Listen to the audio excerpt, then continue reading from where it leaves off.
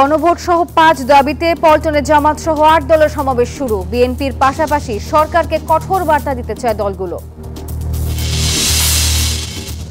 রাজনৈতিক দলগুলোর সই করা জুলাই সনদের বাইরে কোনো সিদ্ধান্ত মানবে না বিএনপি। নির্বাচন বানচালে ষড়যন্ত্রের অভিযোগ নেতাদের।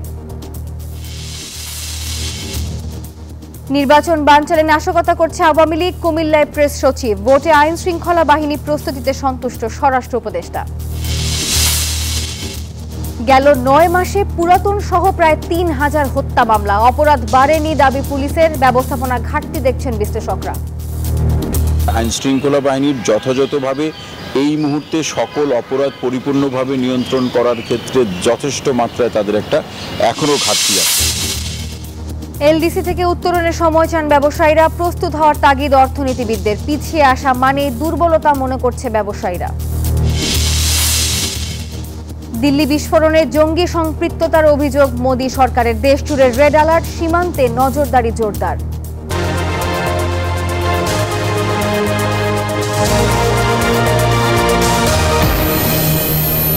স্বাগত নিউজ 24 সংবাদে, আপনাদের সঙ্গে আছি আমি নাফিসা হক। দেখছিলেন বিআরবি কেবল সংবাদ শিরোনামগুলো।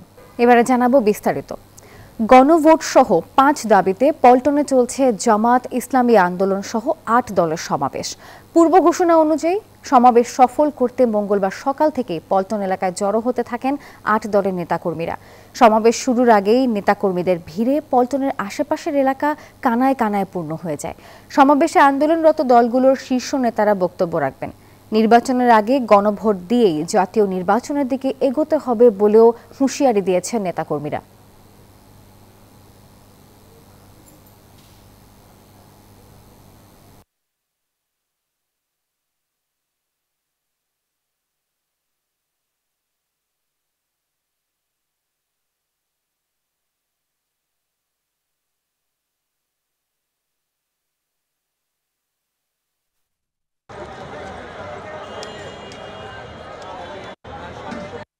আন্দোলন চালিয়ে যাব যতক্ষণ না পর্যন্ত জুলাই সনদের বাস্তবায়ন এবং গণভোটের অধিকার আদায় না হয়েছে। এই গণভোটের দাবি অবশ্যই মানতে হবে। গণভোটের দাবিতে আমরা আজকে এখানে সমবেত হয়েছি। এই আন্দোলন এমন এক অগ্নিস্ফুলিঙ্গের রূপ নেবে যেটা সামাল দেওয়া গভর্নমেন্টের পক্ষে সম্ভব হবে না।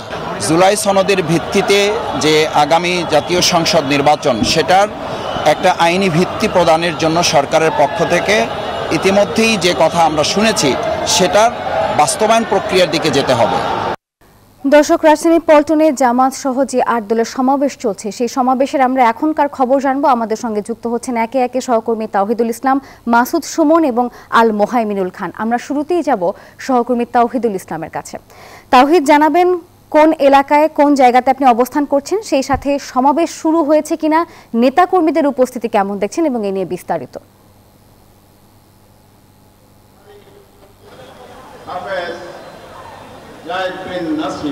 নাফিজা, আপনাকে ধন্যবাদ। আপনি জানেন আজকে বেলা 2টায় এই সমাবেশ শুরু হওয়ার কথা থাকলেও এখনো আনুষ্ঠানিকভাবে এই সমাবেশ এখনো শুরু হয়নি। আমি ঠিক সমাবেশের মঞ্চের সামনেই কিন্তু অবস্থান করছি, যাতে ৮ দলের শীর্ষ নেতাকর্মীরা কিন্তু এখানে মঞ্চে ইতিমধ্যে উপস্থিত হয়েছেন, যদি এখনো কিন্তু সবাই আসেননি। মোটামুটি জামায়াতের আমরা সেক্রেটারিকে দেখতে পাচ্ছি, খেলাফত মজলিসের আমির সহ অনেকে আসছেন, কিন্তু ৮ দলের সকল নেতৃবৃন্দ আসে নাই। কিন্তু এই সমাবেশ শুরু হওয়ার আগেই বেলা 12টার থেকে শুরু হয়েছে নেতাকর্মীদের আসা। পল্টনের কিন্তু প্রত্যেকটা আশেপাশে কিন্তু এদিকে মতিঝিল, এদিকে নাইটেঙ্গেল মোড় এবং প্রেস ক্লাব মোড় ছাড়িয়ে কিন্তু এই নেতাকর্মী জনসমুদ্রে, মহাসমুদ্রটা কিন্তু এই সমাবেশটা জনসমুদ্রে পরিণত হয়েছে। এই সমস্ত যে এলাকাগুলোর নাম বলেছি আমি, এই এলাকাগুলোয় নেতাকর্মীরা অবস্থান নিয়েছেন, কারণ যেখানে সমাবেশের স্থল এই সড়কের উপরে সমাবেশে জায়গা না হয়, নেতাকর্মীরা এই পল্টন মোড়ের আশেপাশে এলাকাগুলোয় কিন্তু অবস্থান নিয়েছেন। এখানেও কিন্তু আমরা কথা বলেছি জামায়াত সহ বেশ কয়েকটি দলের নেতাদের সাথে, কর্মীদের সঙ্গে, তারা একই কথা বলেছেন সকলে, যে যতক্ষণ পর্যন্ত না তাদের এই 5 দফা দাবি সরকার মেনে নিয়ে জাতীয় নির্বাচনের আগে গণভোটের তারিখ ঘোষণা না করছে, ততক্ষণ পর্যন্ত তাদের এই কর্মসূচি চলবে। এছাড়াও তারা বলেছেন যদি সরকার আজকের এই সমাবেশ থেকে এই দাবি আদায়ের মেনে নেওয়ার বার্তা বুঝতে ব্যর্থ হয়, তাহলে তারা সামনে কঠোর আন্দোলনের ঘোষণা আসবে, যেই আন্দোলন এই অন্তর্বর্তী সরকার সামাল দিতেও ব্যর্থ হবে তারা, এমনটি বলেছেন। এছাড়া একটু জানিয়ে রাখি, এই সমাবেশে কিন্তু ঢাকার বিভিন্ন এলাকা থেকে নেতাকর্মীরা আসছেন। ঢাকার বাইরের কোনো নেতাকর্মী এই সমাবেশে নেই। তারা বলছেন এরপরের যে কর্মসূচি আসবে সেই কর্মসূচিকে সারা দেশের নেতাকর্মীদের ঢাকায় এনে একটি মহাসমাবেশ করবে, যে সমাবেশ থেকে সরকার আন্দোলনে পরিণত হবে এবং সেই আন্দোলন সরকারও সামাল দিতে ব্যর্থ হবে। তাদের অন্যতম দাবি ছিল যে গণভোট এবং জুলাই সনদকে আইনি ভিত্তি দেওয়া, সেটি কিন্তু সরকার এখনও মেনে নিচ্ছে না বা মেনে নিবে বা এমন কোনো আশ্বাসও দেওয়া হয়নি। তারা বলছেন যে একটি বড় রাজনৈতিক দলের চাপে সরকার এই দাবি এখনও আমলে নিচ্ছে না। তবে সেটি যদি সরকার শেষ পর্যন্ত বহাল থাকে তাহলে কিন্তু তারা আরও বড় কর্মসূচি দিবে, এমনটি আমাদেরকে জানিয়েছেন। এছাড়া আজকে এখানে জামায়াত ইসলামের আমির ডাক্তার শফিকুর রহমান, ইসলামী আন্দোলনের আমির মুফতি সৈয়দ রেজাউল করিম সহ অন্যান্য নেতারা বক্তব্য দিবেন। তাদের বক্তব্যের মাঝেই তারা কিন্তু পরবর্তী কি সিদ্ধান্ত হবে কর্মসূচি নিয়ে সেটি জানিয়ে দিবেন, তারা আমাদেরকে বলেছেন। তারা বলছেন তো তারা এই ছিল পল্টন সমাবেশস্থলে মঞ্চের সামনে থেকে আমার কাছে থাকা সর্বশেষ। আমরা এখন অন্য সহকর্মী মোহাইমিনুল খানের কাছে যাব। মোহাইমিনুল খান, আপনি জানাবেন আপনার জায়গার সমাবেশস্থলের নেতাকর্মী যারা আসছে তারা কি বলছে এবং ওখানের অবস্থান কি?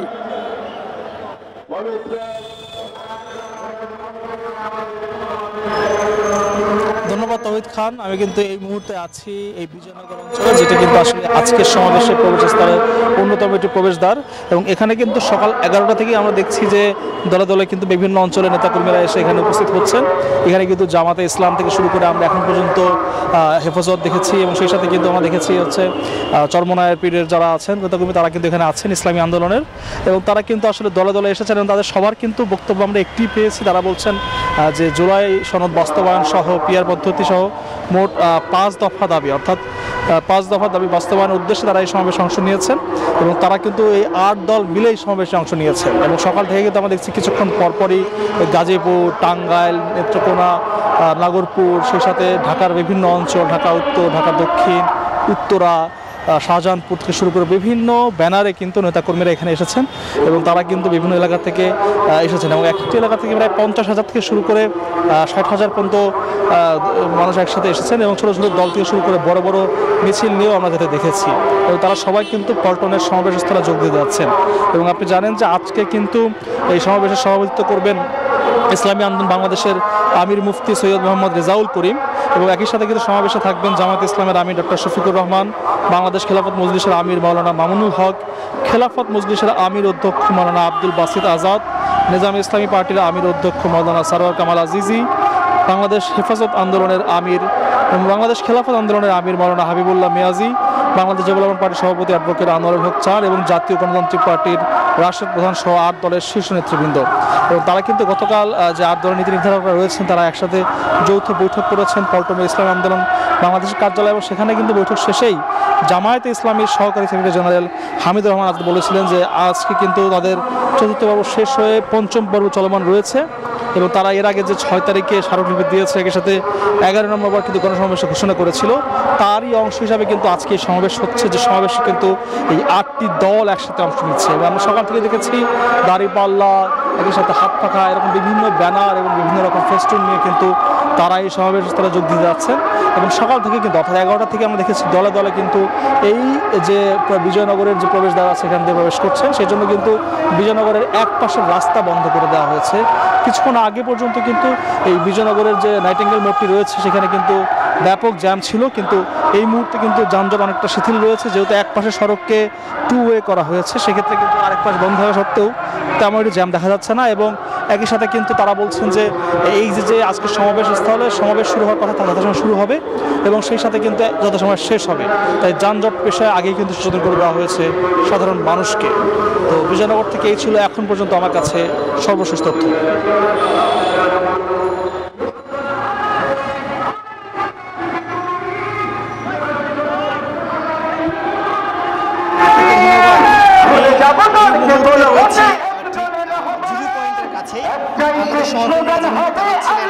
চিত্রটি আমি 0 পয়েন্ট সহ ঠিক হাইকোর্টের মোড় এবং আশেপাশের বেশ কয়েকটি এলাকা ঘুরে দেখেছি। আপনারা জানেন যুগপৎ আন্দোলনে সমাবেশে গেল 6 তারিখে জামায়াত ইসলামের নায়েবে আমির সৈয়দ আব্দুল্লাহ মোহাম্মদ তাহের তিনি কিন্তু ঘোষণা দিয়েছিলেন 11 তারিখের মধ্যে যদি তাদের দাবি মেনে নেওয়া হয়, অর্থাৎ যে স্মারকলিপি দেওয়া হয়েছে প্রধান উপদেষ্টা বরাবর, সেই দাবি মেনে নেওয়া না হলে 11 তারিখ এই যে 8 দলের সমাবেশ এবং এটি নগরে জনতার নগরী হিসেবে নগরীতে পরিণত হবে এবং সেটি আমরা দেখেছি। সকাল থেকেই আমি বেশ কয়েকটি এলাকা ঘুরেছি, বিশেষ করে নাইটিঙ্গেল মোড়, 0 পয়েন্ট সহ গুলিস্তান, চারপাশেই ছোট ছোট মিছিল নিয়ে হাজার হাজার নেতাকর্মীরা এখানে একত্রিত হচ্ছেন এবং তার কারণেই ঠিক 9টা বা 10টার পর থেকেই আশেপাশের এলাকায় যানজটের সৃষ্টি হয়েছে এবং আমি যেমনটি দেখেছি প্রেস ক্লাবের যে রাস্তাটি সেটি বন্ধ করে দেওয়া হয়েছে এবং আমাদের সহকর্মীরা যেমনটি বলছিলেন নাইটিঙ্গেল মোড়ের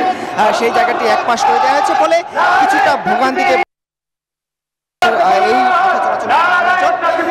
সমাবেশ কিছুক্ষণের মধ্যে শুরু হবে। এখনো মিছিল নিয়ে হাজার হাজার নেতাকর্মীরা এখানে একত্রিত হচ্ছেন এবং তাদের একই দাবি জানাচ্ছেন। আমাদের সহকর্মীরা যেমনটি বলছেন ঠিক একই হুঁশিয়ারি দিচ্ছেন, দাবি মানা না হলে সামনে আরো কঠোর কর্মসূচি দেওয়া হবে। এই ছিল আমার কাছে সর্বশেষ। নাফিসা। ধন্যবাদ সহকর্মী মাসুদ সুমন, আল মোহাইমিনুল খান এবং তাওহিদুল ইসলাম। দর্শক, আমাদের সহকর্মীরা যুক্ত হয়ে সমাবেশের সবশেষ খবর জানাচ্ছিলেন। জুলাই সনদের বাইরে সরকার কোনো সিদ্ধান্ত নিলে রাজনৈতিক দলগুলো তা মানতে বাধ্য থাকবে না, আর এর দায় সরকারকেই নিতে হবে। দুপুরে বিএনপির গুলশান কার্যালয়ে স্থায়ী কমিটির বৈঠকে সিদ্ধান্ত জানাতে আয়োজিত সংবাদ সম্মেলনে কথা জানিয়েছেন স্থায়ী কমিটির সদস্য ডক্টর খন্দকার মোশাররফ হোসেন। স্থায়ী কমিটির আরেক সদস্য সালাউদ্দিন আহমেদ বলেছেন, সরকার উদ্যোগ নিলে জুলাই সনদ বাস্তবায়নে আলোচনা হতে পারে। আর এদিকে বিএনপি মহাসচিব মির্জা ফখরুল ইসলাম আলমগীর বলেছেন, আলোচনার নামে 9 মাস সময় ক্ষেপণ করেছে ঐকমত্য কমিশন। 17 অক্টোবর জুলাই সনদে স্বাক্ষর করে রাজনৈতিক দলগুলো। সেই সনদে অনেক প্রস্তাবের বিষয়ে নোট অফ ডিসেন্টের কথা উল্লেখ ছিল, কিন্তু জুলাই সনদ বাস্তবায়নের বিষয়ে সরকারের পক্ষ থেকে কিছু ঘোষণা দেওয়ার কথা বলছেন কোনো উপদেষ্টা। সোমবার অনুষ্ঠিত দলের স্থায়ী কমিটির বৈঠকে বিষয়টি নিয়ে আলোচনা হয়। বৈঠকের সিদ্ধান্ত জানাতে বিএনপি চেয়ারপারসনের রাজনৈতিক কার্যালয়ে সংবাদ সম্মেলনে খন্দকার মোশাররফ হোসেন বলেন, নোট অফ ডিসেন্ট সহ জুলাই সনদ স্বাক্ষর হলেও ঐকমত্য কমিশন তা বাদ দিয়ে বাস্তবায়নের সুপারিশ করে, যা মানতে সবাই বাধ্য নয়। আমরা স্পষ্ট ভাষায় বলতে চাই যে জুলাই জাতীয় সনদে উল্লিখিত বিষয়দের বাইরে সরকার কোনো সিদ্ধান্ত ঘোষণা করলে সনদে স্বাক্ষরকারী কোনো দলের জন্য তা মান্য করার বাধ্যবাধকতা থাকবে না। সেই ক্ষেত্রে সকল দায় দায়িত্ব সরকারের উপরই বর্তাবে। এই ব্যাপারে সতর্ক পদক্ষেপ গ্রহণের জন্য আমরা সরকারের প্রতি আহ্বান জানাচ্ছি। জুলাই সনদ বাস্তবায়ন ও গণভোট ইস্যুতে সরকার উদ্যোগ নিলে আলোচনা হতে পারে বলে জানান বিএনপির স্থায়ী কমিটির সদস্য সালাউদ্দিন আহমেদ। প্রশ্নের জবাবে বিএনপি নেতারা বলেন, দেশে নির্বাচন বানচালের ষড়যন্ত্র চলছে। সরকার যদি আলোচনার জন্য আহ্বান জানায় সেই ক্ষেত্রে আলোচনার সুযোগ থাকতে পারে, রাজপথে তো নয়। এখানে এই নির্বাচনকে নিয়ে নানা রকম ষড়যন্ত্র চলছে। যারা নির্বাচনে অংশগ্রহণ করতে পারছে না, নানাভাবে তারা দেশে অশান্তি সৃষ্টি করার চেষ্টা করছে। এদিকে ঠাকুরগাঁওয়ে এক অনুষ্ঠানে বিএনপি মহাসচিব মির্জা ফখরুল ইসলাম আলমগীর অভিযোগ করেন, ঐকমত্য কমিশন আলোচনার নামে বিগত 9 মাস সময় ক্ষেপণ করেছে।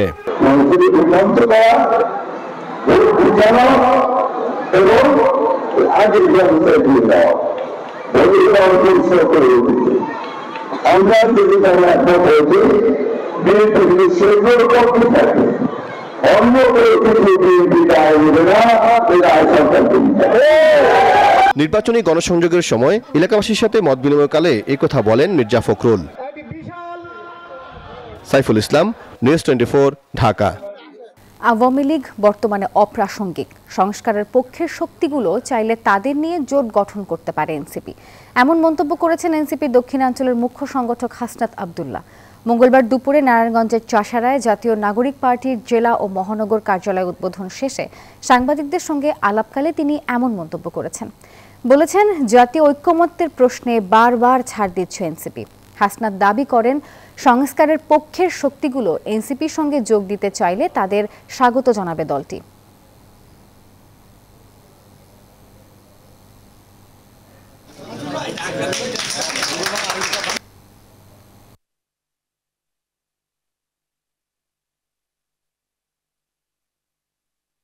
সংস্কারের পক্ষে, বাংলাদেশের পক্ষে এবং ভারতীয় আধিপত্যবাদের বিরুদ্ধে সাম্প্রদায়িক সম্প্রীতির পক্ষে যারা আছে যে শক্তিটা গঠিত হয়েছে, সংস্কারের পক্ষের শক্তিগুলো যদি আমাদের সাথে আসতে চায় তাদেরকে সাথে নিয়ে আমরা জোট গঠন করতে পারি। নির্বাচন বানচালের চেষ্টা করছে আওয়ামী লীগ, এমন অভিযোগ করেছেন প্রধান উপদেষ্টার প্রেস সচিব শফিকুল আলম। তিনি বলেছেন, ফ্যাসিস্ট এই রাজনৈতিক দলটি দেশে জ্বালাও পোড়াও চালিয়ে প্রমাণ করেছে তাদের নেশায় সন্ত্রাসী কর্মকাণ্ড। মঙ্গলবার সকালে কুমিল্লার 14 গ্রাম উপজেলার কুলিয়ারা উচ্চ বিদ্যালয়ের নতুন ভবনের ভিত্তিপ্রস্তর স্থাপন অনুষ্ঠানে সাংবাদিকদের সঙ্গে আলাপকালে তিনি এই মন্তব্য করেছেন। প্রেস সচিব আরও বলেন, ফেব্রুয়ারির প্রথম ভাগেই জাতীয় সংসদ নির্বাচন অনুষ্ঠিত হবে। দেশি বিদেশি কোনো শক্তি এই নির্বাচন বানচাল করতে পারবে না। 13 তারিখকে সামনে রেখে আওয়ামী লীগ তাদের এক ধরনের ডিস্ট্রাকটিভ এবং ভায়োলেন্ট অ্যাক্টিভিটিস করার চেষ্টা করছে। বিএনপি, জামাত, এনসিপি বা অন্যান্য যারা পার্টি যারা ন্যাশনাল কনসেনসাস কমিশনের সাথে পুরো 9 মাস জুড়ে যারা ডায়ালগ করলেন, এরা সবাই আমাদের অংশীজন। ইলেকশন তার সময় মতো ফেব্রুয়ারির প্রথমার্ধে হবে। নির্বাচনের প্রস্তুতি বেশ সন্তোষজনক বলে জানিয়েছেন স্বরাষ্ট্র উপদেষ্টা মোহাম্মদ জাহাঙ্গীর আলম চৌধুরী। সন্ত্রাসীদের কোনো ছাড় দেওয়া হবে না বলে হুঁশিয়ারিও দিয়েছেন তিনি। দুপুরে সচিবালয় আইন শৃঙ্খলা বিষয়ক উপদেষ্টা পরিষদের বৈঠক শেষে কথা জানিয়েছেন। বলেছেন, নির্বাচনকে সামনে রেখে অবৈধ অস্ত্র উদ্ধার অভিযান অব্যাহত থাকবে। স্বরাষ্ট্র উপদেষ্টা আরও বলেন, 13 নভেম্বরকে সামনে রেখে আইন শৃঙ্খলা বাহিনী শক্ত অবস্থানে রয়েছে। আর এরই অংশ হিসেবে ট্রাইব্যুনাল, মেট্রো রেল সহ গুরুত্বপূর্ণ স্থাপনাগুলোতে নিরাপত্তা জোরদার করা হয়েছে। আর এছাড়া রাস্তার পাশে খোলা তেল বিক্রি নিষিদ্ধ করা সহ সন্দেহভাজনদের আটক করা হবে বলেও জানিয়েছেন স্বরাষ্ট্র উপদেষ্টা। কমিটির সভা, এই সভায় আমাদের এখন নির্বাচনের প্রস্তুতি মোটামুটি সন্তোষজনক। মোটামুটি আমি বলবো ভালোই সন্তোষজনক। সব বাহিনীগুলি তাদের ট্রেনিং প্রায় শেষ পর্যায়ে নিয়ে আসছে। 13 তারিখের ঘটনা নিয়ে এই ক্ষেত্রে আইন শৃঙ্খলা বাহিনী কিন্তু একটা শক্ত অবস্থান নিয়েছে। এবার এরা একটা শক্ত অবস্থানে থাকবে এবং পরিস্থিতি নর্মাল থাকবে, কোনো ধরনের কোনো আশঙ্কাহীন নাই। তত্ত্বাবধায়ক সরকার ব্যবস্থা কোন প্রক্রিয়ায় ফিরবে এই বিষয়ে 20 নভেম্বর রায় দেবেন আপিল বিভাগ। মঙ্গলবার বহুল আলোচিত এই মামলার রায়ের দিন ঠিক করেন প্রধান বিচারপতি ডক্টর সৈয়দ রেফাত আহমেদের নেতৃত্বে 7 বিচারপতির পূর্ণাঙ্গ আপিল বিভাগ। শেষ দিনের শুনানিতে অংশ নেন রাষ্ট্রপক্ষ, সুজন সম্পাদক ও বিএনপি পক্ষের আইনজীবী। এ সময় আইনজীবীরা বলেন, নির্বাচনী ব্যবস্থাকে শক্তিশালী অবস্থানে নিয়ে যেতে তত্ত্বাবধায়ক সরকার ব্যবস্থার পুনর্বহাল দরকার। পরে সাংবাদিকদের অ্যাটর্নি জেনারেল বলেন, তত্ত্বাবধায়ক সরকার ব্যবস্থা বাতিল করার মধ্য দিয়ে সাংবিধানিক প্রতিষ্ঠানগুলো ধ্বংস করা হয়েছিল। তথাকথিত নির্বাচিত সরকারের অধীনে নির্বাচনের যে প্যারিটি, যে তুলনা, যে চিত্র আমরা তুলে ধরে বলেছি, বাংলাদেশের প্রেক্ষাপটে প্রমাণিত তত্ত্বাবধায়ক সরকারের আন্ডারে যে নির্বাচন, সেই নির্বাচনটা হলো বৈধ নির্বাচন। এই আপিলটি যদি অ্যালাউ হয়, অর্থাৎ আমরা যে রিভিউ করেছি সেটা যদি অ্যালাউ করেন, তাহলে পূর্বের যে রায়, খায়রুল হক সাহেবের যে রায়, সে রায়টি আমাদের আর বিচারিক, আমরা বলি দৃষ্টান্ত, প্রেসিডেন্ট হিসেবে সেটা থাকবে না। জুলাই অভ্যুত্থানের সময় রংপুরে আবু সাইদ হত্যা মামলায় 30 আসামির বিরুদ্ধে সাক্ষ্য গ্রহণ চলছে। মঙ্গলবার দুপুরে ট্রাইব্যুনাল 2-এর 13তম সাক্ষী বেগম রোকেয়া বিশ্ববিদ্যালয়ের শিক্ষার্থী ইমরান আহমেদ সাক্ষী দেন। আবু সাইদকে কিভাবে হত্যা করা হয় তা বর্ণনা দেন তিনি। পরে তাকে রাষ্ট্রপক্ষ জেরা করেন। গতকাল ট্রাইব্যুনাল 1-এ রামপুরার কার্নিশে ঝুলে থাকা ব্যক্তিকে গুলি ও 2 জনকে হত্যার ঘটনায় সাক্ষ্য গ্রহণও হবে আজ। আর সকালে হাজির করা হয়েছে 2 মামলার মোট 7 আসামিকে।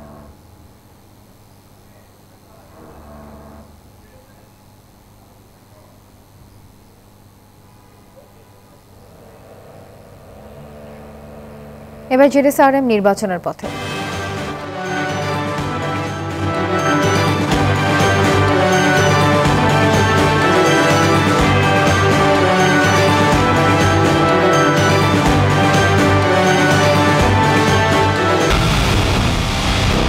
পুরো দেশের মুখে হাসি ফোটাতে নিজেকে হতে হয় স্ট্রং, আর মনোবল হতে হয় স্পার্ক জিরো। জেরুসালেম 25 বছরের পথ চলায় নিরাপদে রাখার প্রত্যয়ে। আগামী জাতীয় সংসদ নির্বাচনে 237 প্রার্থীর মধ্যে রংপুর বিভাগে 28 জনকে প্রাথমিকভাবে মনোনয়ন দিয়েছে বিএনপি। ফাঁকা রয়েছে 5টি আসন। দিনাজপুর 3 আসনের 17 বছর পর নির্বাচনে প্রার্থী হলেন বিএনপি চেয়ারপারসন বেগম খালেদা জিয়া।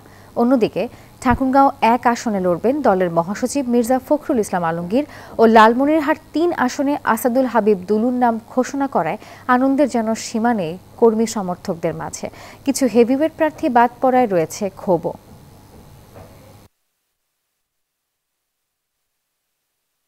এবারে জানিয়ে দিব মধুমতি ব্যাংক পিএলসি অর্থ বাণিজ্যের খবর। মার্কিন নিষেধাজ্ঞার জেরে বড় ধরনের ব্যবসায়িক সংকটে পড়েছে রাশিয়ার তেল কোম্পানি লুকোয়েল। ইরাক সরকার জানিয়েছে নিষেধাজ্ঞার কারণে আর লুকোয়েলের সাথে কাজ করবেন না তারা। সিএনএন জানিয়েছে এমন পরিস্থিতির ফলে দেশটির অন্যতম বড় তেলক্ষেত্র ওয়েস্ট কোরিনা 2-তে লুকোয়েলের কার্যক্রম বন্ধ হওয়ার পথে।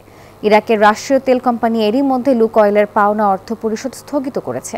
এর আগে মার্কিন হস্তক্ষেপে কোম্পানিটি তাদের প্রায় $2000 কোটি আন্তর্জাতিক সম্পদ বিক্রির চেষ্টাতেও ব্যর্থ হয়।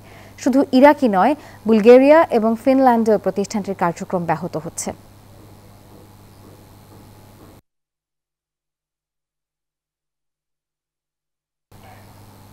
আন্তর্জাতিক প্রসঙ্গ। ভারতের দিল্লির লালকেল্লায় বিস্ফোরণের ঘটনায় সন্ত্রাসী যোগসাজশের শক্ত প্রমাণ পেয়েছে পুলিশ। তদন্তে বেরিয়ে এসেছে হোয়াইট কলার নামে একটি জঙ্গি মডিউলের সম্পৃক্ততা। সিসিটিভি ফুটেজে শনাক্ত হয়েছে হামলাকারীর গাড়ি, যার মালিক কাশ্মীরের এক চিকিৎসক। হরিয়ানায় ফরিদাবাদে উদ্ধার হওয়া বিস্ফোরকের সঙ্গেও যোগসূত্র মিলেছে। এই ঘটনায় গোটা ভারত জুড়ে জারি করা হয়েছে রেড অ্যালার্ট। আর এই ছিল নিউজ 24 সংবাদের এখনকার আয়োজনে। পুরো সংবাদের সঙ্গে থাকার জন্য ধন্যবাদ সবাইকে।